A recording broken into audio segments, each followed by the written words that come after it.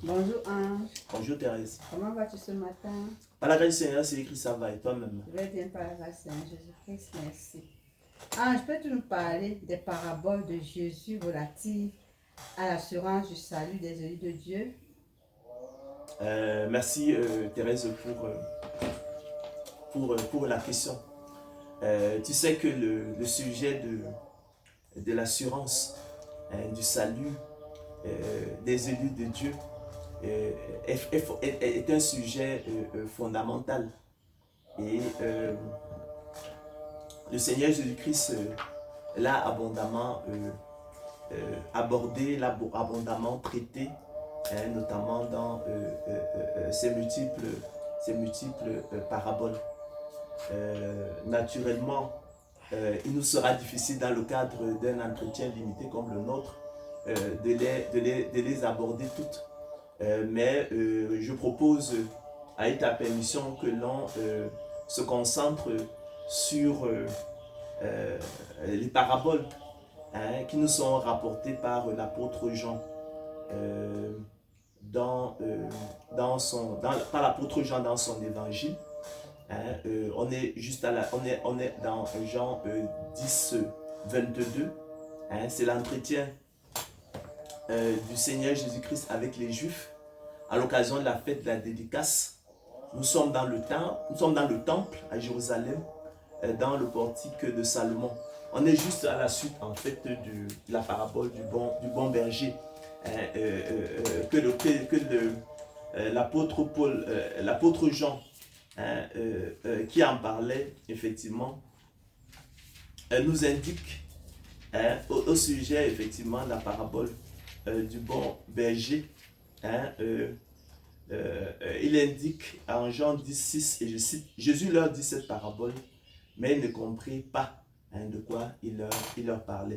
Il va donc poursuivre avec d'autres paraboles, selon qu'il est écrit, et qui traite là aussi du thème de l'assurance du salut des élus de Dieu, mais de façon, dirons-nous, peut-être de façon plus accessible. C'est pourquoi moi-même aussi, pour que je sois certain que effectivement nos téléspectateurs seront édifiés, je préfère effectivement qu'on se concentre sur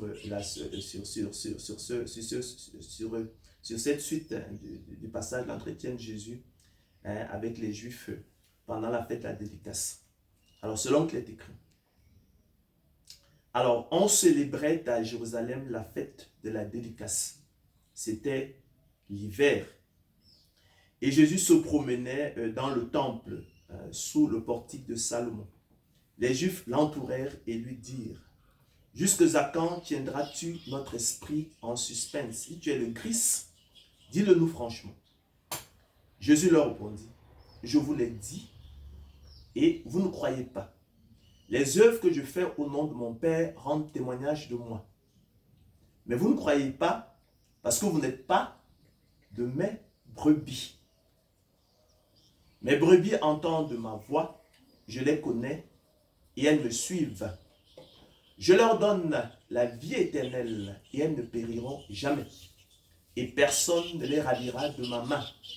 Mon Père qui me les a donnés est plus grand que tous et personne ne peut les ravir de la main de mon Père. Moi et le Père, nous sommes un. D'accord? Donc,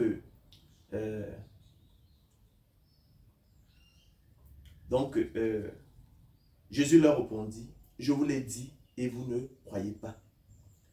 Vous ne croyez pas pourquoi? Parce que vous n'êtes pas de mes brebis. Premièrement, il laisse sous-entendre ici Thérèse qu'il y a en fait deux groupes de personnes ou deux types de brebis, disons ça comme ça. Il y a les brebis du Seigneur, c'est le peuple de Dieu, d'accord? Ce sont les élus de Dieu. Et à côté d'eux, nous les croisons dans les rues, nous les croisons même à l'église. Ils sont parfois plus assidus que nous dans l'église. Ce sont les réprouvés, c'est le monde. Donc c'est la première chose qu'il faudrait dire. Donc, deux types deux types de brebis, les brebis du Seigneur et puis les autres, le monde et les élus. Les enfants de Dieu et les enfants du diable, comme dira l'apôtre Jean. Alors, quelle est la spécificité des brebis du Seigneur? Mes brebis, dit-il, contrairement aux pharisiens, à qui il avait expliqué tout, mais qui ne croyaient pas en lui. Le Seigneur Jésus-Christ dit ceci: mes brebis entendent ma voix, je les connais et elles me suivent. Donc elles ne se comportent pas comme les pharisiens. Il dit ensuite: je leur donne la vie éternelle et elles ne périront jamais. Et personne ne les ravira de ma main. C'est fort ça. Quelle assurance. Mon Père qui me les a donnés est plus grand que tous. Et personne ne peut les ravir de la main de mon Père. Alors, donc, les brebis du Seigneur, les élus de Dieu, sont un cadeau que le Père Céleste a fait à son Fils. L'église que nous sommes, chers frères et sœurs, nous sommes l'épouse de l'agneau. C'est le cadeau que le Père, que Dieu le Père a offert à Dieu le Fils. Comme Rebecca, épouse d'Isaac, vous en souvenez? Type de l'église. Isaac lui-même étant un type du Christ, un type de l'agneau.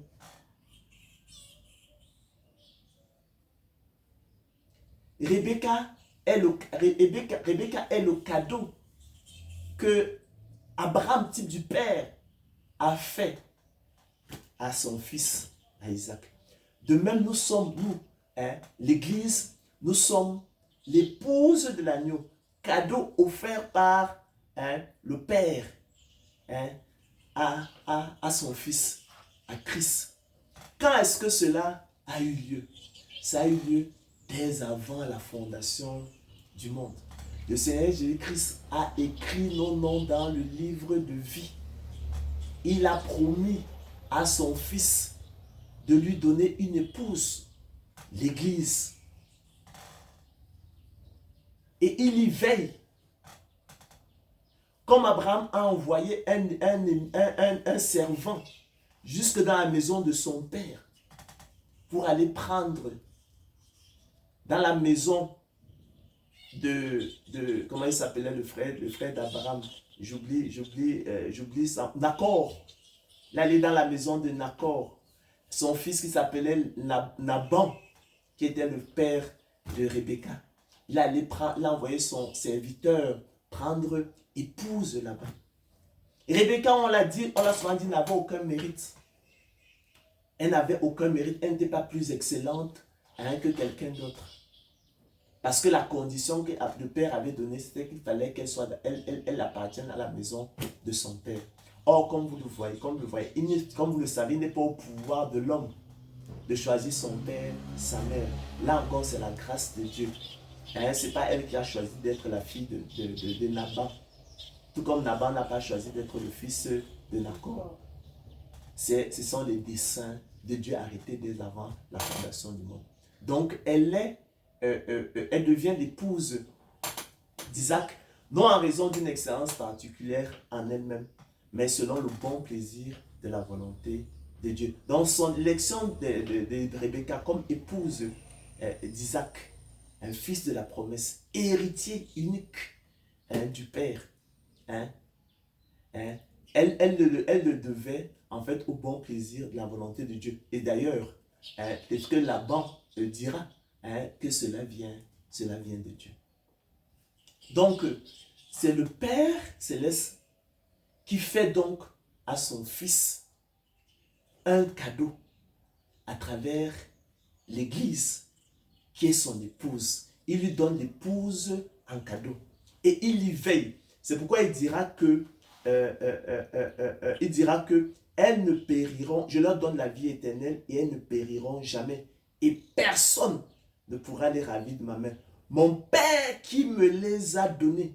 Lorsque nous allons dans l'épître de Paul aux Éphésiens, on nous dit que c'était avant la fondation du monde. Mon Père qui me les a donnés avant la fondation du monde est plus grand que tous. Et personne ne peut les ravir de la main de mon Père. Vous voyez comment notre salut est scellé. Il est scellé. Il ne dépend pas de nous, mais il est entre les mains de Dieu. Dieu, effectivement, fera tout pour qu'effectivement, pour que, effectivement, ce cadeau ne soit pas ravi à son fils. Il nous fera arriver dans ce monde, au temps marqué, il nous fera naître de nouveau. Il va nous faire le don de l'esprit, il va nous faire le don de la foi. Par cela même, il va nous équiper, il va nous outiller pour nous rendre aptes et capables non seulement de discerner quelle est la volonté de Dieu, ce qui est bon, agréable et parfait, mais aussi de la faire efficacement de façon à accomplir l'esprit de la loi. Donc, il va donc nous permettre de persévérer. Il va nous permettre de persévérer. Et son Esprit Saint va nous accompagner chaque jour. Il sera comme une lampe à nos pieds qui brille dans un lieu obscur jusqu'à ce que le jour vienne apparaître et que l'étoile du matin se lève dans les cœurs.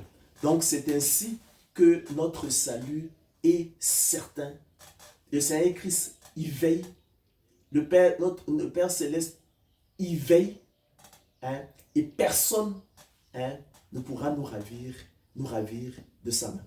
Donc tel est donc, Thérèse, l'enseignement fondamental de cette parabole et qui nous parle, Thérèse, de l'assurance du salut des élus de Dieu. Merci, Ange. C'est moi, Thérèse, qui te remercie.